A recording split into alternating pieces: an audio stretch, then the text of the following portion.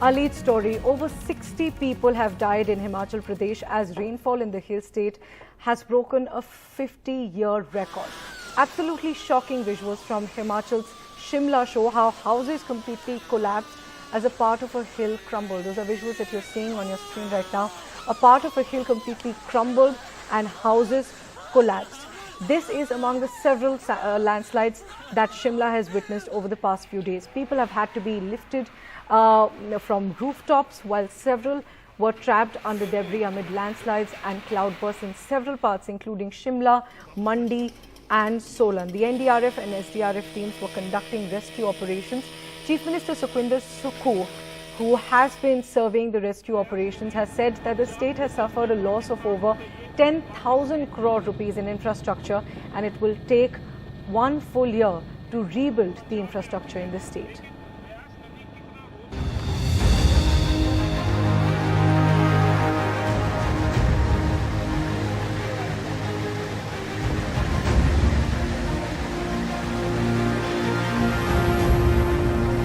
An entire state devastated by rain that has broken a 50-year record in Himachal Pradesh. In the past 4 days alone, there has been a 156% surge in rainfall.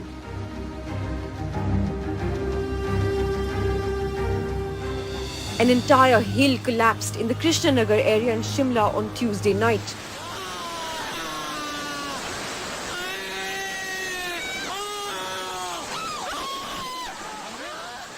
Bringing down 7 houses and killing 2 people. People could be heard screaming in terror as the horror unfolded. हमने घरों को जो है वो एहतियातन जो है पहले ही खाली करवा दिया था, क्योंकि ऐसा रिस्क बताया जा रहा था कि वहाँ की जो स्ट्रेटा है वो लूज है और वहाँ पे गिरने का खतरा है. Indian Army columns have been deployed for flood relief operations in Shimla, Fatehpur, Indora and the Kangra districts of the state.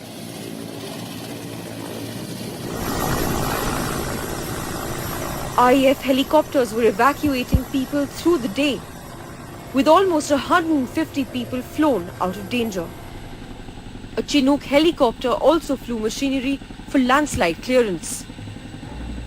The 114-year-old Kalka-Shimla railway track is hanging in the air between the Jatog and Summer Hill railway stations after the hillside was washed away.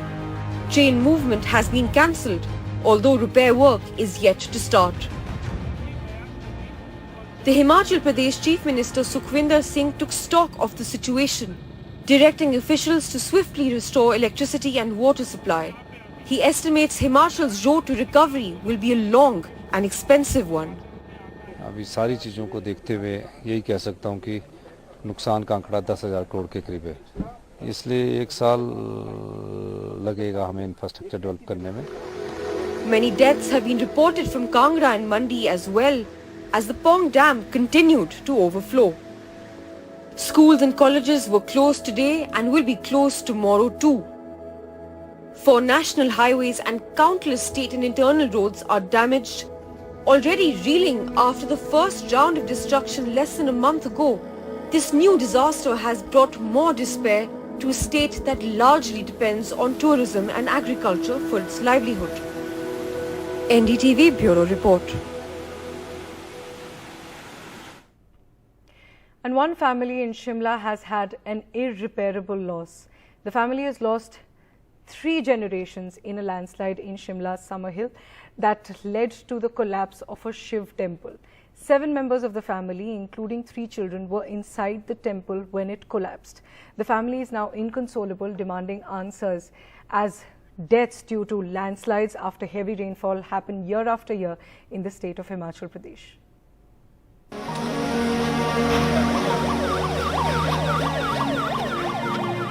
The biggest blow to a single family. 3 generations wiped out in a matter of seconds in the Summer Hill area of Shimla in Himachal Pradesh. Teams of Himachal Police, NDRF, SDRF and the Indian Army are clearing debris, searching for survivors and dead bodies. जो प्रशासन की ओर से हमें जानकारी मिली है उसके हिसाब से यहाँ पर कुल 21 विक्टिम होने के प्रमाण मिले हुए हैं. हमारी स्पेशलाइज्ड इक्विपमेंट हम यूज कर रहे हैं अदर देन जो हैवी मशीनरी है। सर्च कंप्लीट होने का पूरी तरह से पुख्ता जानकारी देना पॉसिबल नहीं है, क्योंकि जो नीचे डेड बॉडीज जहां तक गई हैं उसका फैलाव लगभग 2 किलोमीटर तक का है, क्योंकि नीचे वाले इलाके में मशीनरी यूज नहीं हो सकती, मैनुअल ही काम करना पड़ेगा। The remaining family and neighbors are unable to come to terms with their grief, still hoping against hope. मेरी किसी से भी ये गुहार है कि मेरे उनको आज कहीं से भी कैसे करके ढूंढ के उनको बस हमारे हवाले कर दें। जितनी जल्दी से हम 3 दिन से उनका वेट कर रहे हैं। मेरे को ला रही थी वो साथ, तो जाके जी मेरे को बुखार हो गया, मैं नहीं आया। आज मेरी भाभी 4 लोगों का दाह संस्कार हमने कर दिया था कल जाकर। इनकी 3 जनरेशन खत्म हो गई जी। There are many such families across Himachal Pradesh today. They have lost children, parents, siblings. More have lost livelihoods, homes and farms. As the government struggles to reach rescue and relief to everyone, Himachal is a state in mourning, covered in gloom. NDTV Bureau Report. So even if the infrastructure gets rebuilt in the next few years, these families have had irreparable loss due to the monsoon. Now, along with Himachal Pradesh, neighbouring state Uttarakhand has also faced extensive damage from heavy rainfall over the past few days. More than 250 roads have been damaged and are shut due to landslides. Major national highways have been shut due to landslides and debris on the roads. Hundreds of villages have been cut off from the district headquarters as well. Those are visuals that you're seeing of helicopters that were used to evacuate the injured for treatment in the Chamoli area of Uttarakhand. On the other side, in Rishikesh in Uttarakhand, a JCB was used to pull out a car that was stuck due to waterlogging. In fact, in some parts, even JCBs couldn't stay strong against the water flow that is being witnessed in several parts of Uttarakhand. For the next 5 days also, there's heavy rainfall predicted in both Himachal Pradesh and Uttarakhand. Unfortunately, that could make matters worse. But for now, moving on to the other big stories. Politics now, more differences emerging between the India alliance partners. Now, the Aam Aadmi Party has said that people in Congress-ruled Chhattisgarh need change. Despite the two parties being together in the India alliance for the 2024 Lok Sabha elections, the Aam Aadmi Party is going ahead in the state ruled by its own ally Congress and saying that the people there need change from the Congress party. The Aam Aadmi Party has announced that the Delhi Chief Minister Arvind Kejriwal and the Punjab Chief Minister Bhagwant Mann will both be campaigning in Chhattisgarh. While another controversy blew up in the national capital. In Delhi, the Aam Aadmi Party hit back at the Congress after a Congress leader announced that the Congress party would contest all 7 seats in the national capital. The Aam Aadmi Party said that if they are going to contest all 7 seats, then there's no point attending the next India Alliance meeting in Mumbai. Take a look at what the leader said. देखिए, ये लगभग 3 घंटे की meeting में पूर्व कांग्रेस अध्यक्ष राहुल गांधी जी, खरगे जी, केसी वेणुगोपाल जी और दीपक बावरिया जी रहे। 3 घंटे की मीटिंग शुरुआत हुई संगठन को लेकर कि संगठन कमजोरियां क्या हैं, उस पर कैसे काम किया जाए, सुझाव आए, उसको कैसे हम मजबूत कर सकते हैं। दूसरा सुझाव ये आया कि लोकसभा 2024 की तैयारियां अब हमें करनी है, मकसद वही था और बिल्कुल आदेश हुआ है कि हमें 7 सीटों पर मजबूत संगठन के साथ हर नेता को आज से अभी से निकलना है। 7 महीने 7 सीटें हैं।